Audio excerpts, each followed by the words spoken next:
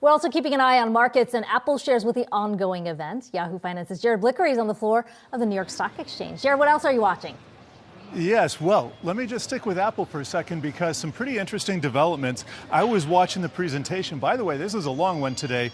If you look at the Wi-Fi Interactive, I have the intraday price action mapped out, and there was a bit of a decline coming into the opening remarks here, and then we really saw a big sell-off. That big down red candle, that came off on the announcement of the headset.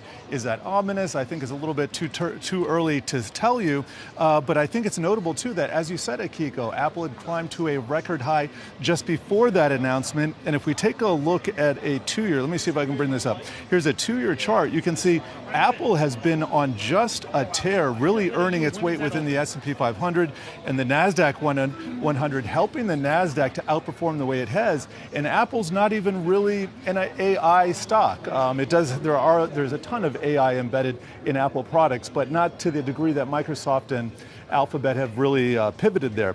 So enough about Apple. Let me just get to our heat maps for the day, because as I was talking about, Friday was with that non-farm payroll, was really a pivotal day in terms of the price action. We saw this huge spike up in the Dow as opposed to the NASDAQ. The Dow basically doubled or tripled the NASDAQ's performance, and that's something we haven't seen quite a bit.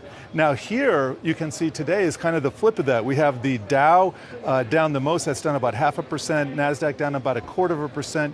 We'll have to see how this plays out, but it looked for a second on Friday like almost like November of 2020 with the new infrastructure play coming out. So not seeing any hints of that right now, so maybe it was just a one-day price action, but I think traders are going to be looking ahead, especially towards next week's CPI and the big Fed announcement. Are we going to see any hiccups around those reports? Because remember, it's about jobs and it's about inflation, and anything else is just kind of not getting as much attention nowadays.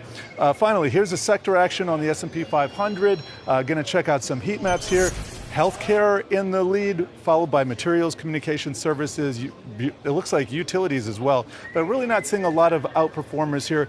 Industrials, which was one of the big cyclical moves that we saw Friday, that is getting reversed. Industrials XLI down about 0.7%.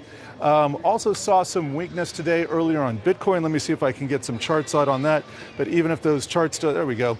Bitcoin down on the news that Binance getting sued by the SEC in Washington, D.C. civil court. Binance is a big one, guys. Globally, they are the biggest. And so you got to think if Binance tumbles, you're going to see a lot more spillover. But look at this reaction here. This is not an absolute disaster. I'm looking at Bitcoin here. 25,000 is doable. If that's the end of this, fine. But I read the complaint, and there's probably a lot more that's going to come out of it. Yeah, not an absolute disaster. I wonder if it feels like that's kind of the par we're looking at right now. But Jared Blikre from the floor of the New York Stock Exchange, thanks so much for that.